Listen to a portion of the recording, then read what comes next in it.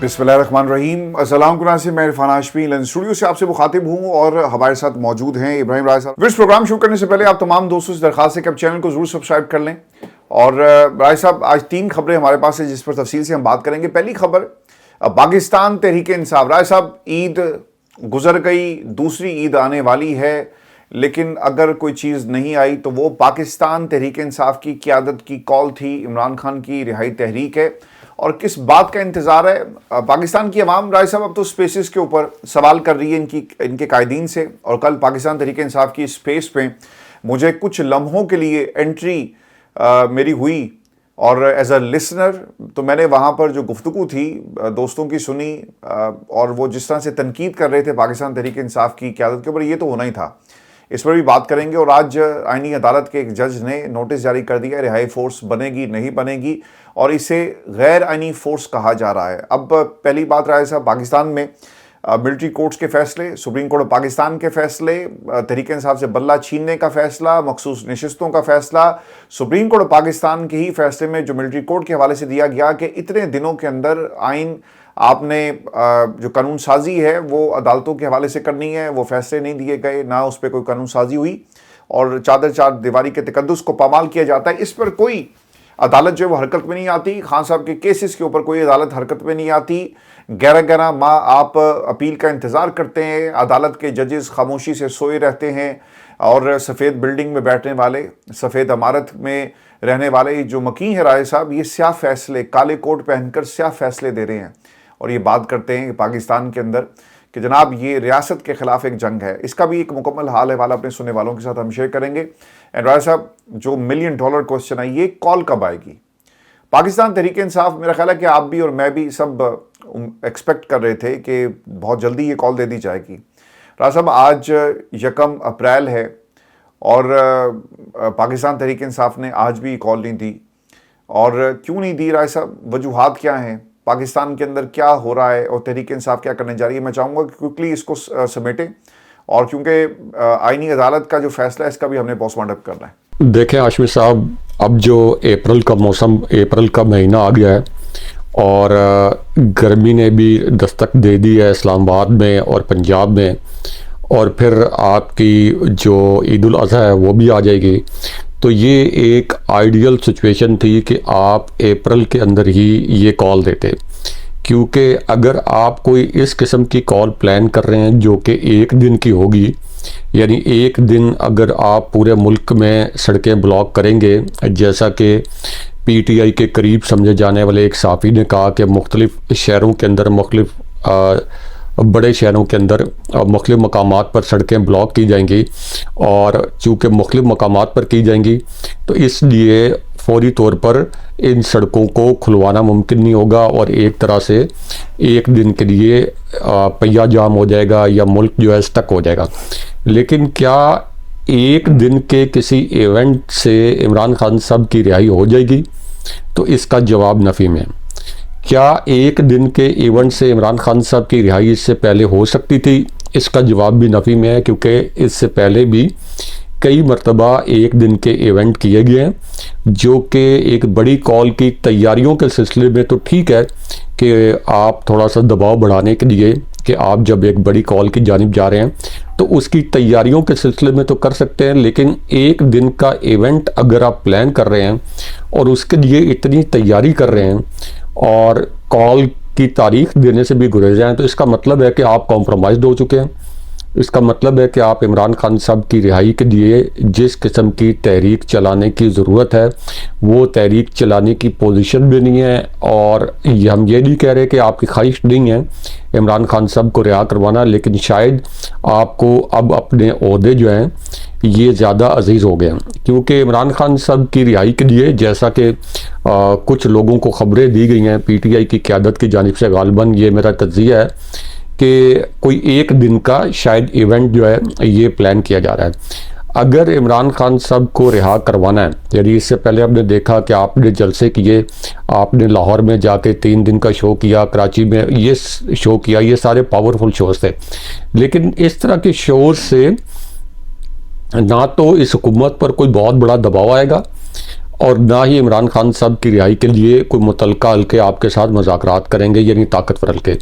आपकी तहरीक उस सूरत में कामयाब हो सकती है कि जब आप एक गैर मुअय्यना मुद्दत का डी चौक में एहतजाज प्लान करें, जो कि ये नहीं है कि सुबह शुरू हो और शाम को ख़त्म हो जाए या एक जलसा और ख़त्म हो जाए। आपके पास कम से कम 7-8 दिन की तैयारी हो, कम से कम 7-8 दिन की तैयारी, आपके पास लॉजिस्टिक्स हो, आपके पास वहाँ कारकुनों को रखने के लिए 7-8 दिन कम से कम आपके पास इंतज़ामात हों। और उसके बाद ज़ाहिर है कि कारकुनों की या किसी भी शख्स की 7-8 दिन जब वो डी चौक में होंगे, उनकी जो ज़रूरियात हैं वो पूरी करने के लिए, तो इस किस्म की कोई तैयारी जो है ये ग्राउंड के ऊपर नज़र नहीं आती।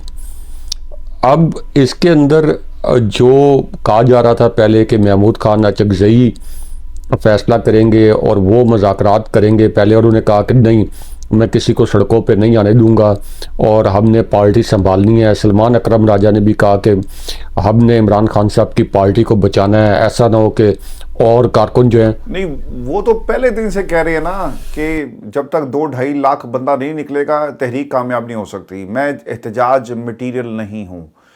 ठंडी गाड़ियों में बैठकर वो एहतजाज करने वाले लोग हैं राय साहब, इनसे तो तहरीक नहीं चलेगी और ना ही पाकिस्तान तहरीक इंसाफ है। मुझे तो अब कोई नज़र भी नहीं आता। पंजाब में क़यादत ख़त्म हो गई, अली हमज़ा को उन्होंने गिरफ़्तार कर लिया है। हमाद अज़हर साहब जो हैं, मेरा ख्याल है कि वो कुछ चिल्ला काट रहे हैं और उस वक्त तक ये चिल्ला काटेंगे जब तक मेरा ख्याल है कि इमरान खान रिहा नहीं हो जाते, और काट भी शायद चिल्ला इसलिए रहे हैं कि इमरान खान रिहा हो जाएं। और फिर राय साहब, इसके अलावा अगर आप देखें ना तो हमाद अज़हर साहब उन लोगों में से एक हैं जिन्होंने पाकिस्तान तहरीक इंसाफ को पंजाब में मुकम्मल तौर पे ख़त्म करवा दिया। आज वो कहाँ हैं किसी को कुछ मालूम नहीं। शेख वकास साहब का आज मैंने आर्टिकल एक अखबार में पाकिस्तान के देखा है। मुझे हैरानगी इस बात पे नहीं है कि आर्टिकल ने लिखा, मुझे हैरानगी इस बात के ऊपर है कि ये छप कैसे गया। और इसका मतलब ये है कि जिस अखबार के अंदर ये आर्टिकल छपा और जो कैप्शन उसको दिया गया, इससे लगता ये है कि बहुत सारी चीज़ें हर लेवल के ऊपर कॉम्प्रोमाइज़ कर ली गई हैं। देखें, शेख वकास अकरम के अपने जो सियासी मफादात हैं उनकी वजह से वो तहरीक इंसाफ का हिस्सा बने थे, क्योंकि उन्हें मालूम था कि इमरान खान साहब की पॉपुलैरिटी इतनी है कि सिर्फ इमरान खान साहब के साथ जुड़ के ही उनकी कोई सियासत थोड़ी बहुत ज़िंदा रह सकती है। और फिर जब वो तहरीक इंसाफ का हिस्सा बने तो उनकी वो सियासत जो मुकम्मल तौर पर ख़त्म हो चुकी थी, जो कि आप कह लें कि मुकम्मल तौर पर ज़मीन बोस हो चुकी थी और वो एक सियासत के गुमनाम खिलाड़ी बन रहे थे, वो बहुत उभर कर सामने आया और दोबारा उनका नाम जो है ये आपके कौमी मंजर। अच्छा, नाम आपको, सॉरी मैं आपकी बात काट रहा हूँ, आप उस आर्टिकल का नाम पता है क्या, टाइटल क्या है? पीटीआई वर्सेस फेल्ड ऑर्डर, ये उन्होंने इसका टाइटल रखा है। मेरा ख्याल है कि पीटीआई के अंदर जो फेल्ड ऑर्डर है उसका ये बड़ा ज़बरदस्त किस्म का हिस्सा है, खुद हिस्सा है। जी हाँ, लेकिन साथ उनके कुछ कारोबारी मफादात भी हैं, और चूँकि वो पीटीआई के कोई ना नज़रियाती कारकुन हैं, ना वो कोई नज़रियाती लीडर हैं, ना उनका कोई इमरान खान साहब के नज़रिए के साथ कुछ साथ है, तो इस वजह से वो कभी भी एक हद से आगे नहीं जाएंगे। यानी वो कभी भी नहीं चाहेंगे कि उनकी गिरफ्तारी हो, वो कभी नहीं चाहेंगे कि उनके कारोबार तबाह किए जाएं, वो कभी नहीं चाहेंगे कि उनको किसी आजमाइश से गुजरना पड़े। तो इसलिए आप उनसे तो कोई तवक्को ना रखें कि वो कोई इनकलाब लाने के लिए या इमरान खान साहब को रिहा करवाने के लिए कोई तहरीक चलाएंगे। एक कुछ करेंगे। राय साहब, एक सवाल मेरा, क्योंकि आपने कुछ दिन पहले हम जब प्रोग्राम कर रहे थे एक जुमला कहा था कि देखिए ये मैंडेट जो है वो तहरीक इंसाफ का है। अलामा राजा नासिर अब्बास या अचकज़ई साहब कैसे कॉल देने की, यानी उनके पास ये मैंडेट नहीं है। मैंने आपको कहा था कि खान साहब ने उनकी जिम्मेदारी लगाई है। अच्छा, अब इसमें हुआ ये है डेवलपमेंट, राय साहब, ये छोटी सी एक टाइमलाइन हम अपने सुनने वालों के साथ शेयर कर दें, क्योंकि अब तहरीक की बार बार बात की जा रही है, कॉल की बात की जा रही है। तो अलामा राजा नासिर अब्बास साहब के बारे में, अचकज़ई साहब के बारे में बताया जाता है कि इन्होंने अपने ऑफिस के लिए मज़ीद बंदे मांगे, गाड़ियों का वो मुतालबा कर रहे हैं। ऐसी खबरें हमने रिपोर्ट होते हुए पाकिस्तान में क्रेडिबल सोर्सेज से ये सुनी है, और उसके ऊपर एक रिएक्शन भी कहा गया कि ऐसा मामला नहीं है। फिर दूसरी तरफ जब इनसे कहा गया कि हम लोगों को जो इकट्ठा कर रहे हैं अटक पुल के ऊपर, तो हम यहाँ से कोई कॉल देंगे, तो उन्होंने कहा जी कि अगर आप कॉल करेंगे, लोगों को बुलाएंगे और एहतजाज की कॉल देकर आगे बढ़ेंगे तो फिर जिम्मेदार भी आप खुद होंगे, और मैं किसी सूरत भी इसकी जिम्मेदारी नहीं लूँगा। थोड़ा सा तहकीक करने पर, लेफ़्ट राइट इस्लामाबाद में फ़ोन करने पर पता चला कि ये बार बार ये कह रहे थे कि हमारी बात हो रही है, और जब पता करवाया गया कि किससे बात हो रही है तो पता चलता है कि जनाब इनकी बात शायद राना सनाउल्लाह लेवल के लोगों से बात हो रही है।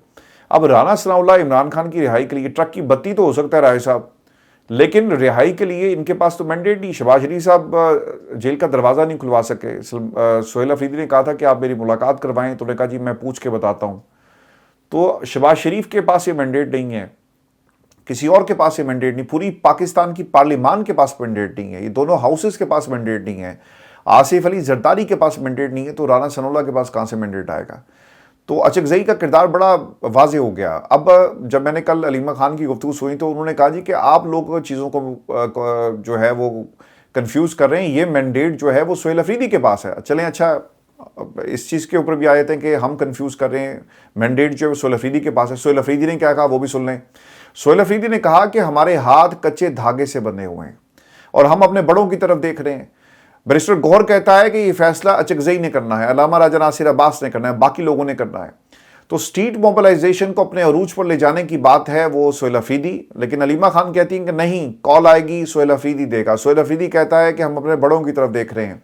और जिस रात राय साहब वो वीडियो आई थी ना जिसमें ये 4 लोग बैठे थे, अल्लामा राजा नासिर अब्बास, अचकज़ई और सलमान अकरम राजा और सोहेल अफरीदी, इनकी बॉडी लैंग्वेज बता रही थी कि वहाँ पर इनके दरमियान जो है वो सख्त जुमलों का तबादला हुआ। और अगर आप गौर करें तो उसमें भी इन्होंने अपने बड़ों का कहा जी कि हम एहतराम करते हैं, हमारे बड़ों ने हमारे हाथ बांधे हुए हैं। राय साहब, पाकिस्तान तहरीक इंसाफ को इनकी तरफ देखना है।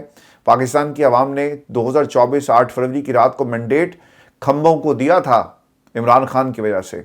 आज वो खंभे जो हैं वो इमरान खान के लिए निकलने के लिए तैयार नहीं। आप छोड़ दें कि ये 3-4 शाहिद खटक है, मीना खान अफरीदी है, सोहेल अफरीदी है, बाकी शफी जान, ये 5-7 लोगों का ग्रुप है। आप छोड़ दें इस बात को। राय साहब, पाकिस्तान तहरीक इंसाफ की पंजाब के अंदर 90 लोग हैं, 90 से 95 लोग हैं जो MPs हैं। फिर इसके बाद KPK के अंदर 90 इतने ऑलमोस्ट बंदे बन जाते हैं। फिर इनका पूरा एक तंजीमी ढांचा है।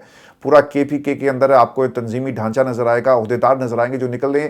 तो और इसके साथ साथ कराची के अंदर, बलूचिस्तान के अंदर, फिर आज़ाद कश्मीर, खैबर पख्तूनख्वा के साथ गिलगित बल्तिस्तान। राज साहब, ये कौमी असम्बली में भी 100 के करीब, टोटल 300 के करीब तो इनकी स्ट्रेंथ बन जाती है। अगर ये 5-5, 4-4, 100 बंदे भी लेकर आते हैं तो ये बंदे हज़ारों में बन जाते हैं, लेकिन इनसे कोई सवाल नहीं करता। तो पाकिस्तान तहरीक इंसाफ के जो खंबे थे राय साहब, इन खंबों ने मायूस किया है पाकिस्तान की आवाम को। आप इसे राय साहब कैसे देखते हैं, ये जो अचकज़ई वाला फैक्टर है इस पूरी तहरीक में और कॉल वाला फैक्टर है? देखें, खंबों का रुख तो जो है वो पिंडी की तरफ हो गया है और वो खंबों ने अपना रुख जो है वो पिंडी की जानिब कर ली है और करंट वहीं से ले रहे हैं वो, और करंट जो देना होता है वो भी वहीं देते हैं। ट्रांसमिशन लाइंस जो है ना वो सारी उनकी रावलपिंडी से मिल गई हैं, नंबर 1। नंबर 2, जो अलीमा खान साहिबा ने बात की, हम जो 2 टॉक प्लेटफार्म के ऊपर ख़बरें देते रहे और जो तज्जिया करते रहे उन्होंने उसकी तस्दीक कर दी, क्योंकि बहुत से लोगों को ये गलतफहमी थी कि इमरान खान साहब ने तहरीक चलाने का मैंडेट महमूद खान अचकज़ई को या अल्लामा राजा नासिर अब्बास साहब को दिया है। और ये गलतफहमी आई डोंट नो लोगों ने कहाँ से ये इंफॉर्मेशन हासिल की, क्योंकि सोहेल अफरीदी को एक सादा सा सवाल है। सोहेल अफरीदी खुद कहता रहा है साहब कि मेरा टास्क है कि मैं जो है वो स्ट्रीट मोबिलाइजेशन कर। सोहेल अफरीदी खुद कहता रहा है। जी देखें, सोहेल अफरीदी को वज़ीर आला बनाने का मकसद क्या था? अगर तो सिर्फ सूबा चलाना था, सूबे की गवर्नेंस का मसला होता, तो क्या अली अमीन गंडापुर सोहेल अफरीदी से बुरे थे? क्या इमरान खान साहब ने जब अली अमीन गंडापुर को हटाया तो क्या इस मामले पर हटाया कि उनका कोई गवर्नेंस का इशू था? क्या इस मामले पर हटाया कि उनका कोई करप्शन का इशू था? या इस मामले पर हटाया कि पार्टी के अंदर से कोई उनके खिलाफ आवाज़ें उठ रही थी? ऐसा कुछ नहीं था। उनको सिर्फ इसलिए हटाया गया कि इमरान खान साहब तक ये हक़ाइक़ पहुँचाए गए कि जो धरना नवंबर 2024 में दिया गया था, इस धरने पर वो राज़ी नहीं थे। उन्होंने पूरी कोशिश की कि ये धरना डी चौक के बजाय चला जाए संगजानी, जो कि इस्लामाबाद के डी चौक से 12-15 किलोमीटर दूर है, ताकि इसका इम्पैक्ट ना आए, और वो इस्टेब्लिशमेंट के हाथों में खेल रहे थे। फिर बुशरा बीबी साहिबा ने भी उन तक ये पैगाम पहुंचाया खान साहब तक कि जो डी चौक का धरना जहां कारकुनों ने इतनी मार खाई, कारकुनों पर गोलियां भी बरसाई गई, उसके बावजूद वो डी चौक में पहुंच गए। तो उस वक्त अली अमीन गंडापुर ने जल्दबाजी में इसको ख़त्म किया और बुशरा बीबी साहिबा उस वक्त भी इसको ख़त्म नहीं करना चाहती थी। तो उन्होंने भी ज़रा बुशरा बीबी साहिबा पे बहुत एतमाद करते हैं और बड़ी डट के खड़ी हैं वो उस वक्त खान साहब के साथ। फिर अलीमा खान साहिबा ने भी ये इन्फॉर्मेशन जो है ये खान साहब तक पहुंचाई। उसके नतीजे में फिर अली अमीन गंडापुर अलग हो गए। इसका मतलब है कि सुहेल आफरीदी को जब ये चार्ज दिया गया कि ठीक है आप वज़ीर आला बने और ये ओहदा संभालें, तो उसका जो प्राइमरी मकसद था वो ये था कि केपी से जो बहुत बड़े काफिले पहले आए वो अपना हदफ इसलिए हासिल नहीं कर सके कि अली अमीन गंडापुर की जो क़यादत थी वो अपने तवक्कुआत पर पूरा नहीं उतरी, क्योंकि वो इस्टेब्लिशमेंट के हाथों समझौता कर चुके थे। सुहेल आफरीदी जब आए तो इन्होंने खुद कहा कि मैं तो T20 का बैट्समैन हूँ, मैं T20 खेलूँगा। शुरू में आते साथ ही इन्होंने ये अल्फाज बोले कि मेरा मकसद ये है कि इमरान खान साहब को रिहा करवाना है, और उसके बाद इन्होंने इस किस्म की भी स्टेट नहीं, उन्होंने कहा था कि मैं इंतज़ार कर रहा हूँ, खान साहब कहेंगे मैं T20 की तरह ओपनिंग बैट्समैन हूँ, T20 खेलना है मैं T20 खेलूंगा, टेस्ट खेलना है टेस्ट खेलेंगे, वनडे जो भी है। तो वो मुलाकात नहीं हुई राय साहब, उसके बाद ये बातें जो हैं फिर ऑब्वियसली इस पे हो रही हैं। नहीं, मुलाकात तो अगले 4 साल नहीं होगी। तो यही तो मसला था अली अमीन गंडापुर का भी, कि अली अमीन गंडापुर भी इसी बात के पीछे छुप जाते थे कि मेरी मुलाकात नहीं हुई। ये तो जिस दिन फैसला हुआ कि सुहेल आफरीदी बनेंगे वज़ीर आला अली अमीन गंडापुर को हटा के, उसका एक ही नुक्ता था, उसकी एक ही वजह थी, और वो वजह ये थी कि खान साहब की रिहाई के लिए अली अमीन गंडापुर ने कई मौके ज़ाया किए। जो मोमेंटम बना हुआ था उसको इस्टेब्लिशमेंट के साथ मिलके उनकी आशीर्वाद से उसको ख़त्म किया। तो ये तो एक बाय डिफ़ॉल्ट जो ऑर्डर था इमरान खान साहब का। तो सुहेल आफरीदी को इतने भी बच्चे नहीं हैं। इससे पहले वो जो पीटीआई का स्टूडेंट विंग है उसके अंदर बड़े मुतहर्रिक रहे हैं, और बड़े स्टूडेंट्स को मुनज़्ज़म करने के लिए भी इनकी बड़ी एफ़र्ट्स हैं, यूथ को मुनज़्ज़म करने में इनकी बड़ी एफ़र्ट्स हैं। तो ये नहीं कहा जा सकता कि उनका कोई इस किस्म का सियासी शऊर ही नहीं है कि वो इमरान खान साहब की इस मूव को ना समझ सकें कि उनको वज़ीर आला क्यों बनाया गया था। अब उसके बाद जब इन्होंने एक स्ट्रीट मूवमेंट के लिए कहा कि हम तैयारी कर रहे हैं, लाहौर गए, कराची गए, तो आपने वो जो मोमेंटम बनाया था, वो जो हेडलाइंस बनी थी, वो सारा मोमेंटम तो आपने ख़त्म कर दिया। वो जो एडवांटेज आपने हासिल किया था, जो एज हासिल किया था, वो तो ख़त्म कर दिया। क्या आपने उस मोमेंटम को बरकरार रखा? नहीं। अब उसके बाद आपने, बहुत से लोगों ने समझाया आपको कि ये जो रिहाई फोर्स आप बना रहे हैं, जो कि हमारा भी ये तज्जिया था कि इसको पीटीआई जितनी बड़ी जमात है जिसने 2024 का इलेक्शन बदतरीन धांधली के बावजूद जीत लिया, जिसने जस्टिस फाइज ईसा, सिकंदर सुल्तान राजा, आईजीज यानी जितने भी आईजीज हैं उनको लोअर कोर्ट्स, हाई कोर्ट्स, आपकी इस्टेब्लिशमेंट, आपके तमाम इदारे, उन सब को पछाड़ के आपने इलेक्शन जीता। पीटीआई इतनी बड़ी जमात है, तो इसके लिए कौन सी मेंबरशिप की ज़रूरत है? अब आप कहते हैं कि जब 1 लाख लोगों की मेंबरशिप हो जाएगी तो इमरान खान साहब की रिहाई के लिए, तो उस वक्त हम उनसे हलफ लेंगे। आज जो बात हमने पॉइंट आउट की थी कि ये तो आपके नाम जो हैं, ज़ाहिर है कि जब वो हलफ लेंगे तो एक तो लोग इसमें थोड़े रिलक्टेंट होंगे। यानी अगर इमरान खान साहब की रिहाई के लिए कॉल दी जाए एक सर्टन टाइम के बाद, 2-4 हफ्तों के बाद, तो खुद ही लाखों लोग आ जाएंगे रजाकाराना तौर पर। लेकिन अगर आप कहेंगे रजिस्टर करवाएं, हलफ लें, तो जाहिर है कि वो तो फिर मुकम्मल तौर पर एक्सपोज हो जाएंगे एस्टेब्लिशमेंट के सामने। यानी नहीं, वो थोड़ा सा मामला इसमें ये भी हुआ ना, वो लोगों ने कहा है कि आपके तो 10,000 लोगों ने सिर्फ रजिस्ट्रेशन करवाई है। अलीमा खान से ये सवाल हुआ है। शफी जान ने इससे पहले कहा था कि 10,000 लोग हो गए, जिस दिन 1 लाख हो गए हम उनसे हल्फ ले लेंगे। भाई हल्फ लेके कोई प्राइवेट फोर्स तो नहीं आपने तैयार करनी। राज साहब, इस मुल्क की तारीख में 2024 को जैसा इनकलाब आया ना, 78 वर्षों में ऐसा इनकलाब नहीं आया।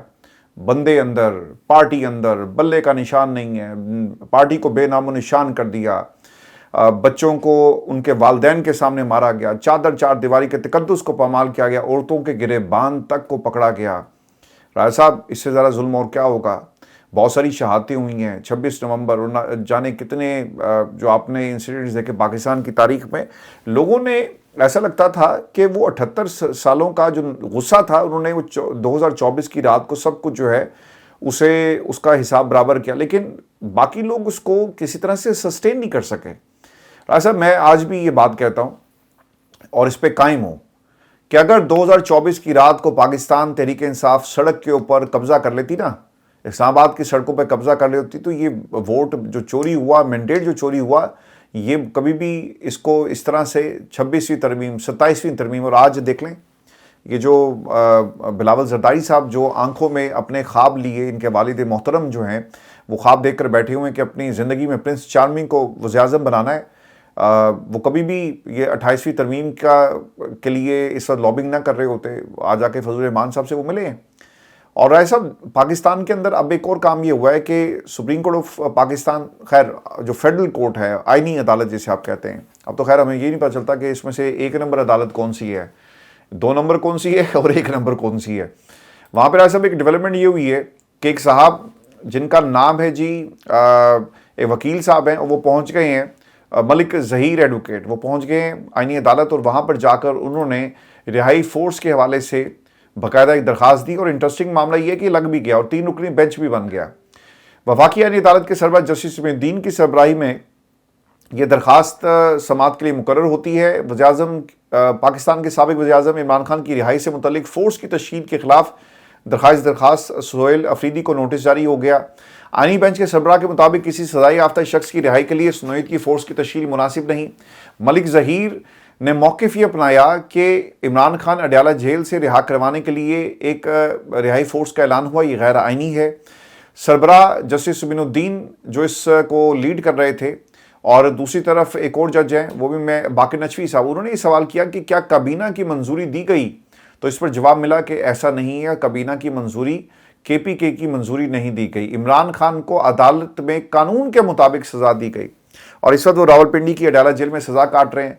आपको पता है ना राजा साहब कि सुप्रीम कोर्ट ऑफ पाकिस्तान में अभी काम ये करने जा रहे हैं, ये जो दूसरी अपील होगी वो आईनी अदालत के अंदर सुनी जा सकती है। इस्लामाबाद हाई कोर्ट में जो दरख्वास्त इस वक्त ज़ेर समात है, यहाँ से ना होगी और फिर जब आईनी अदालत में जाएगी वहाँ पर भी मोहर लगा दी जाएगी कि इमरान खान को जो सज़ा हुई है वो बिल्कुल दुरुस्त हुई है। राजा साहब कैसे देखते हैं ये अमीनुद्दीन साहब, आपको नहीं लगता कि ये एक दूसरा 26 नवंबर करने जा रहे हैं और करने का मकसद ये है कि आईनी शेल्टर हो, लोग निकलेंगे, जब कोई जज कहना शुरू कर देना कि ये मुल्क और कौम के साथ जो है एक बहुत बड़ा खेल खेला जाएगा और किसी भी शख्स के लिए ऐसी सज़ा जिसे अदालत ने दी उसके लिए आप रिहाई फोर्स बनाई, ये गैर आइनी है, गैर कानूनी है। अब इसमें जो रिमार्क्स थे ये बड़े इंटरेस्टिंग है। साबिक़ वज़ीर-ए-आज़म इमरान खान को कानून के मुताबिक सज़ा दी गई, वो इस वक्त अडयाला में सज़ा काट रहे हैं।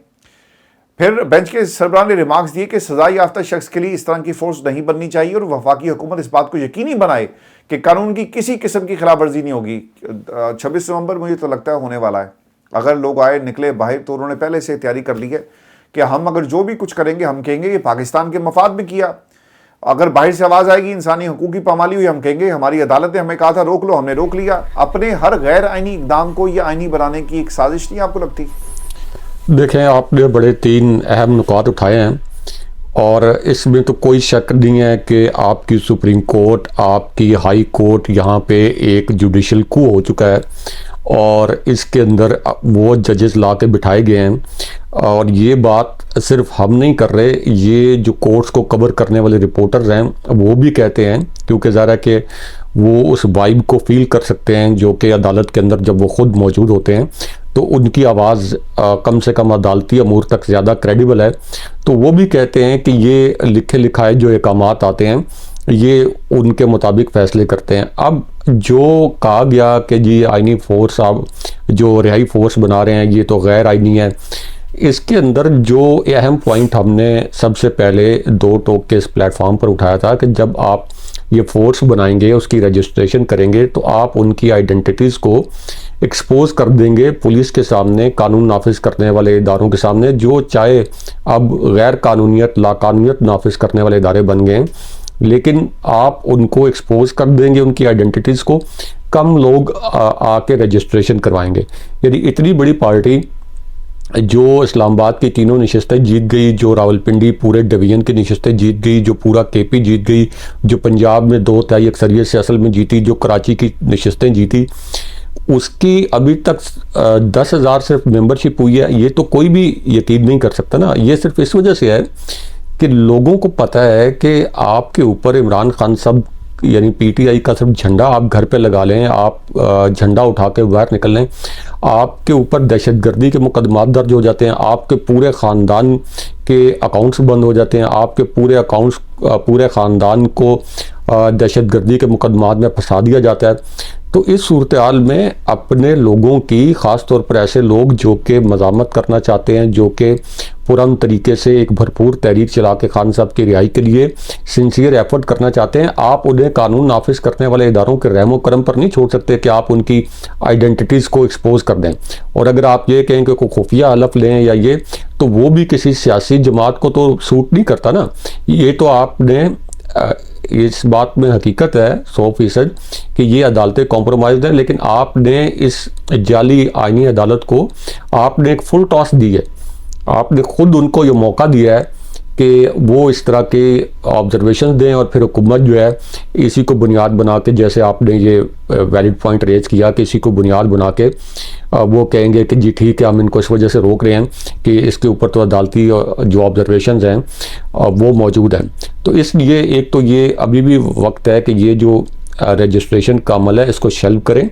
आप अगर रजिस्ट्रेशन के अमल के पीछे छुपना चाहते हैं कि देखें, जैसे सलमान अकरम राजा ने कहा कि 2-2.5 लाख जब तक लोग इकट्ठे ना हो तब तक कोई तहरीक नहीं चलेगी, जब तक अब आप कहें कि 2-2.5 लाख लोग रजिस्ट्रेशन नहीं कराएंगे आप तहरीक नहीं चलाएंगे। ये अब इस तरह के मैं आपकी या कोई भी आपकी नीयत पे शक नहीं कर रहा, लेकिन ये एक ताखीरी हरबे हैं। मैं तो कर रहा हूं। मेरा ख्याल है कि अभी भी सुहेल अफरीदी साहब से लोगों की बड़ी तवक्कुआत हैं और बहुत लोग समझते हैं कि वो अभी भी उनके अंदर बड़ा पोटेंशियल है कि वो एक तहरीक चला सकते हैं, लेकिन जितनी वो ताखीर कर रहे हैं इसका कोई जवाब वो दे नहीं सकेंगे राय साहब। लेकिन लोग बहक जाते हैं। आप देखें ना कि जो लोग तहरीक इंसाफ को छोड़ कर गए, किसी को मार का डर था, कोई अपने माँ बाप को रोता हुआ नहीं देख सकता था, किसी के घर के ऊपर धावा बोला गया, किसी की मजबूरियां, कोई डट के नहीं खड़ा हो सका, नहीं हो सका। लोगों की अपनी कैपेसिटीज के मामलात होते हैं। जो डट के खड़ा है वो इमरान खान के साथ है, इमरान खान डट के खड़ा है। इमरान खान ने ना हमाद अजहर को कहा था, मैं बार बार हमाद अजहर का नाम, मेरी कोई दुश्मनी नहीं है राय साहब हमाद अजहर से, लेकिन खान साहब ने क्या कहा था हमाद अजहर को? हमाद अजहर को कहा था कि यार निकलो बाहर और ये जो रूपोश हुए ना, निकल कर मुकदमात का सामना करो, और मुकदमात का सामना तुम्हें करना पड़ेगा। और अगर मैं मुकदमात के सामने कर सकता हूं तो तुम्हें क्या मसला है? लेकिन ये लोग छुप के बैठे थे। तो शेख वकास साहब भी छुप के बैठे हुए हैं, बहुत सारे लोग छुप के बैठे हुए हैं। देखिए, एक तो खान साहब को जो पैगामात भिजवाए जाते हैं उसके अंदर खान साहब को ये तासुर दिया जाता है कि अगर किसी पार्टी रहनुमा के खिलाफ कार्रवाई की तो पार्टी के अंदर जो है कोई डिवीज़न पैदा हो जाएगी, पार्टी को मज़ीद नुकसान हो जाएगा, पार्टी कोई तहलील हो जाएगी। और ख़ान साहब को ये नहीं बताया जाता कि ग्राउंड के ऊपर असल सिचुएशन क्या है। इमरान खान साहब की पॉपुलैरिटी जो है वो 2024 के इलेक्शन से बढ़ के, चूँकि अब उनके साथ एक हमदर्दी भी है कि 965 दिन से 970 दिन से वो कैद हैं, तो ग्राउंड पे उनकी कितनी पॉपुलैरिटी और कारकुन तहरीक चलाने के लिए तैयार हैं। तो ये जब भी सलमान अकरम राजा जैसे लोग वहाँ पे जाते हैं या इनडायरेक्टली जो भी मैसेजिंग होती है उसमें इमरान खान साहब को कहा जाता है कि जो कुछ हम एफर्ट्स कर रहे हैं, यानी अदालती मार्च पर या नाम निहाद ये जो एक ड्रामा रचाते हैं कि इस्टेब्लिशमेंट के साथ हम कोई पैगाम रसानी कर रहे हैं, तो इसके बेहतर कोई नताइज आएंगे। तो ये सारे ताख़ीरी हरबे हैं। इमरान खान साहब के नाम पर पार्लियामेंट्स के अंदर आ गए, इमरान खान साहब के नाम पर वज़ीर आला बन गए, इमरान खान साहब के नाम पर मरकज़ी सियासत के धारे में आ गए। लेकिन जिस शख्स की वजह से आए हैं, जो इस वक्त 970 दिन से जेल की सलाखों के पीछे है, जिसने कौम को इतना कुछ दिया है, वो उसकी कोई परवाह नहीं है। ये एक और वीडियो भी जो वायरल हुई है, अब चूँकि प्रोग्राम का वक्त ज़ाया हो गया है, ज़्यादा हो गया है, तो इसके भी कुछ अहम पहलू हैं, ये अगले प्रोग्राम में डिस्कस करेंगे।